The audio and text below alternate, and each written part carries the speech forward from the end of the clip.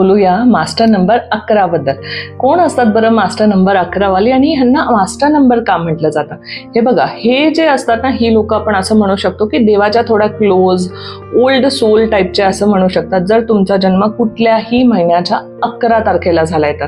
Okay, तर ह्या लोकांचं असं बघितलं जातं की they are very confident, very म्हणजे ना एक लाईव्हली पर्सन असं म्हणू शकतो. त्यांनी जे डिसाईड केलं त्या गोष्टी त्यांना अचीव करायच्याच आहेत कुठल्याही परिस्थितीमध्ये, अशा टाईपचं बघितलं जातं यांचं. खूप डेडिकेटेड टुवर्ड दॅट वर्क है ना, आपल्या कामासाठी खूप डेडिकेशन असतं ह्यांना, आपल्या ह्याच्यासाठी म्हणजे ते गोल अचीव करण्यासाठी एक ताकद असते, एनर्जी असते, ओव्हर एनर्जी, ओव्हर एक्सायटेड अशा टाईपचं म्हणू शकतो आपण यांना.